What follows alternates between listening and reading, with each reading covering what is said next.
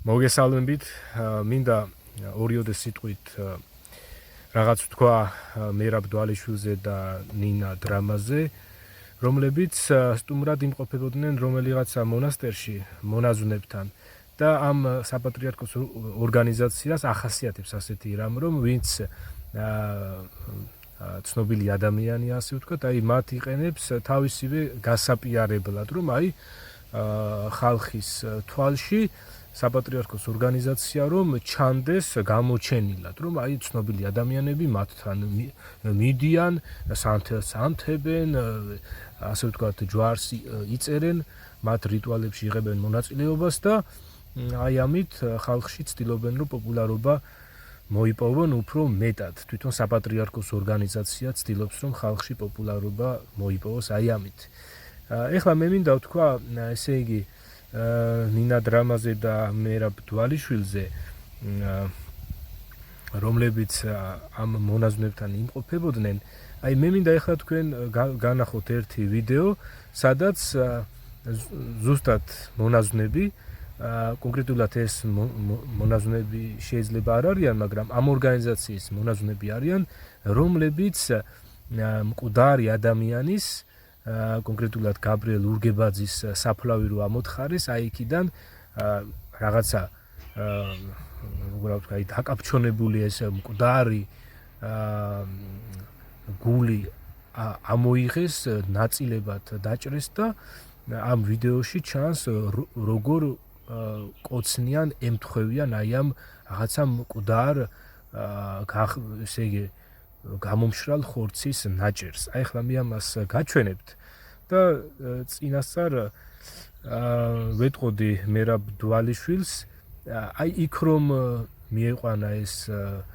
გოგონა, ეს ნინა დრამა, ან თვითონ მერაბ დვალიშვილი რა სიტყოდა,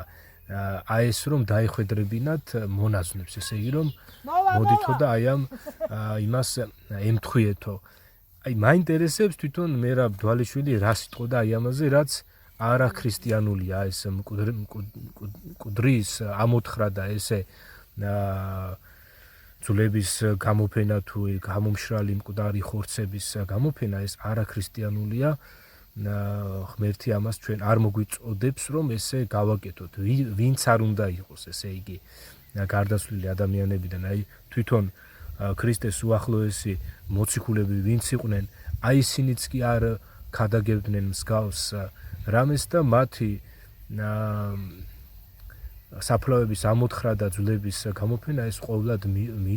მიუღებელია. ჯერ კიდევ ძველი აღთქმის მოქმედების პერიოდში ღმერთმა აკრძალა ეს მკვდრებთან შეხებაც კი, მნიშვნელობა არ აქვს ეს მკვდარი ვინ იქნებოდა. მკვდრებთან შეხება და თქვა ღმერთმა რომ ეს გარდაცვლილი ადამიანის სხეული ეს უწმინდურია. რეალურად აი ასეც არის, იმიტომ ვმარხავთ ჩვენ ადამიანთა სხეულებს, რომ ის იხწნება და სუნი ազდის და მთელი რიგი ჭირის გამოცელებელია. თუმცა თუნდაც ადამიანის, ასე ვთქვათ, აი რო იძახიან ხოლმე უხრწნელიო, ეგეთი რაღაც არ არსებობს, იმიტომ რომ თვითონ ამ სხეულს, აი მე რაც მაქვს, ხო, ამ სხეულსვე ეწოდება ხრწნადი სხეული და თვითონ პავლე მოციქული თავის სხეულს უწოდებდა სიკვდილის სხეულს და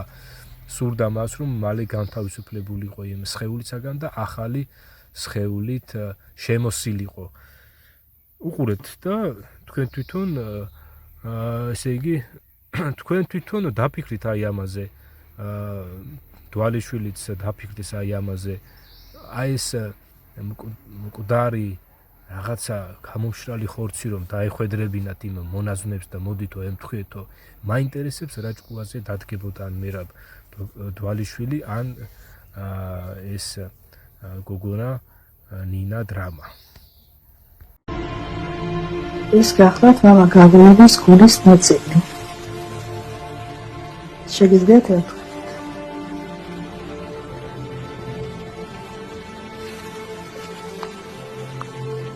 ეცეთ. მოგაფიელი. წმინდა ახალი მინდა აქვე მერაბ დვალიშვილს უთხრა რომ თვითონ აიღოს ბიბლია აგერ ღმერთის წერილი ბიბლიას რო ვეძახით ეს ბერძნული დასახელება ბიბლია, ბიბლიოთეკა. ბიბლია ნიშნავს წერილთა ერთობლიობას, ესე იგი სულ ბიბლიაში ჩაწერილი არის ესე იგი 66 წმინდა წერილი მოყოლებული დაბადებიდან დამთავრებული იოანეს გამოცხადებამდე, იოანეს რომ დააწერინა იესო ქრისტემ, რომ უბრძანა იოანეს რომ დაეწერა ეს და გაიგზავნა ქრისტიანებისთვის. საქმე რაშია იცით ახლა თვითონ საპატრიარქოს ორგანიზაცია ისე იქცევა, ისე ლაპარაკობს, თითქოს ეს იყოს ქართველი ერის მყარებელი, თითქოს ეს იყოს ქართველი ერის ასე ვთქვათ ბურჯი, საყრდენი, სწორი რწმენის მიმცემელი, ღმერთთან შუამავალი და ღმერთის სასუფეველში შემყვანი. და ამავე დროს აი რაღაცა თითქოს და პატრიოტულ რაღაცებს ლაპარაკობს, თუმცა როდესაც ადამიანი შეისწავლის ღმერთის წერილს, აიქიდან გავიგებთ იმას, რომ საპატრიარქოს ორგანიზაცია არის ისეთი ორგანიზაცია, რომელიც ქართველებს აი ამ რაღაცა მოსაფერებელი სიტყვებით თითქოს და თავს აყვარებს, მაგრამ სინამდვილეში ხო, თითქოს და არა, ესე იგი მოსაფერებელი სიტყვებით ქართველებს თავს აყვარებს, მაგრამ ისეთ სწავლებებს და ისეთ სწავლებებს აუცილებს და ისეთ საქმეებს აკეთებს, რომლებიც პირდაპირ არაქრისტიანულია, იესო ქრისტეს სარწმუნოების საწინააღმდეგოა. იგივე აი ეს სამღვდელო სარიტუალო სისტემა, რაზეც ბევრჯერ მისაუბრია, ეს იესო ქრისტემ ძველი აღთქმით დადგენილი სამღვდელო სარიტუალო სისტემა გააუქმა. აი ეს საცეცხლურით კმევა, საკმეულის მირონის მომზადება, მოხმარება, ეს ყველაფერი იესო ქრისტემ გააუქმა. ამაზე ძალიან მკაფიოდ არის განმარტება მოცემული ბიბლიაში და იმისათვის რომ ეს ადამიანებმა გაიგონ, თვითონ უნდა წაიკითხონ ბიბლია და არ უნდა გქონდეთ რაღაცა ზედაპირული წარმოდგენა იმისა, რომ თითქოს აი ღმერთი გველაპარაკებოდეს ამ რელიგიური ორგანიზაციებიდან. ეს ასე არ არის, ღმერთი დღევანდელობაში გველაპარაკება მხოლოდ თავისი წერილიდან, ბიბლიიდან და მერაბ დვალიშვილმაც ბიბლია უნდა წაიკითხოს. ახლა თუ ეს ადამიანი ნამდვილად ასე ვთქვათ მორწმუნეა, რას ნიშნავს ეს, რომ ღმერთის არსებობის თუ ნამდვილად სჯერა, მაშინ მან უნდა გამოიძიოს ეს ღმერთი საიდან და როგორ გველაპარაკება და თუ ეხლა ეს ადამიანი დარჩება ამ საპატრიარქოს ორგანიზაციის რაღაცა ტყვეობაში და იმ ილუზიებში, რომ თითქოს საპატრიარქოს ორგანიზაცია ქართველთა მყარებელია, ეს ადამიანიც დაიღუპება, ქრისტეს ვერ ეზიარება, ესე იგი იესო ქრისტეს სწავლებას ვერ ეზიარება და რა სარგებელი აქვს მისაიამ მოქმედებებს, რომ მივიდა იქ რაღაცა ვთქვათ ამ მონაზვნებთან და ვთქვათ იქ სანთელი დაანთო თუ რა გააკეთა. ძალიან ხშირად ახასიათებთ ადამიანებს ასეთი ზედაპირულობა, მერაბ დვალიშვილი გამონაკლისი არ არის, მეც აი ასე ვიყავი ადრე, ჩემი თავი მახსოვს, რომ ესე იგი ბიბლია არ მქონდა შესწავლილი, ღმერთის წერილი შესწავლილი არ მქონდა და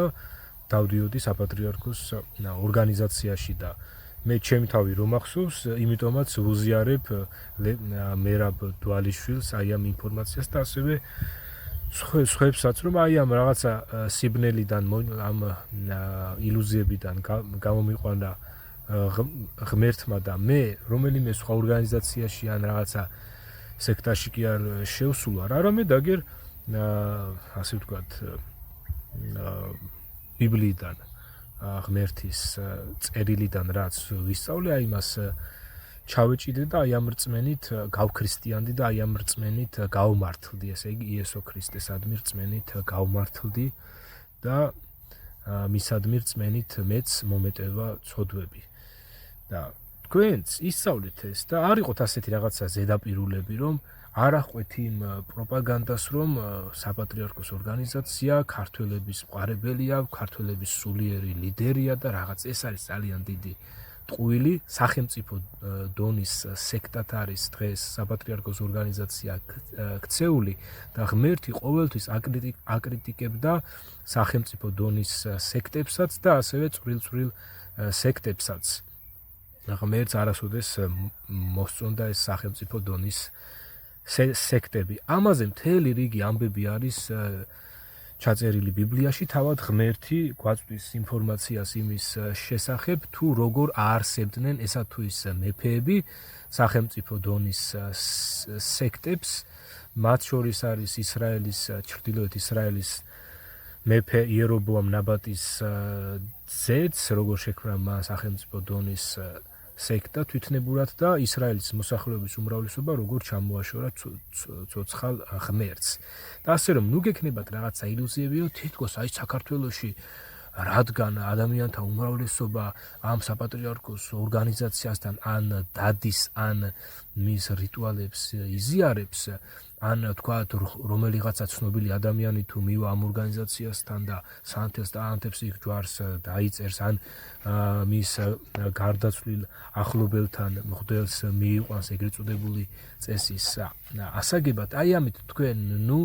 დაჰიპნოზდებით, რომ აი ეს ცნობილი ადამიანები ამათთან დადიან და აბა ესე იგი ეს რომ მართალი არ იყოს, ესენი ხო არ იuliდნენ, ან პოლიტიკოსები მიდიან ამათთან. სხვათა შორის აქვე უნდა ვთქვა, რომ ეს პოლიტიკოსები, მე როგორც დავაკვირდი, საქართველოს მთავრობის წევრები დადიან არა მხოლოდ საპატრიარქოს ორგანიზაციასთან, არამედ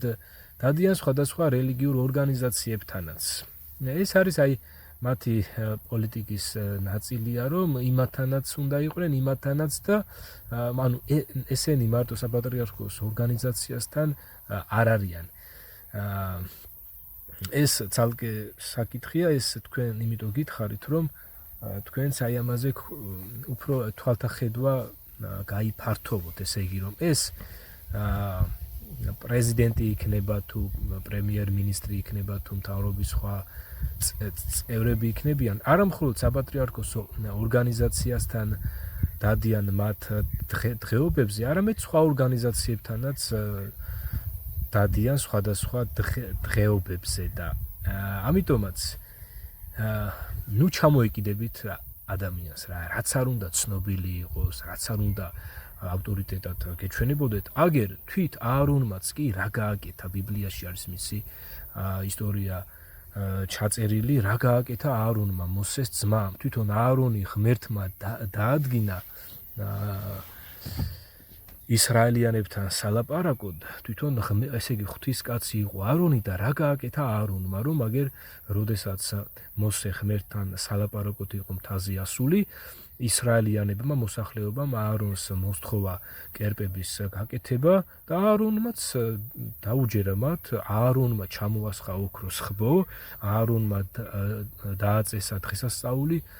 თვითნებურად და ეს ოქროს ხბო გამოაცხადეს ისრაელის ღმერთად და ესე იგი მთავარი ქურუმი გახდა ეს აარონი და ესეც იყო ფაქტიურად სახელმწიფო დონის სექტა, რომელიც მალევე ჩამოიშალა თავად ღმერთმა, ასე ვთქვათ, ჩამოშალა მათი საქმეები,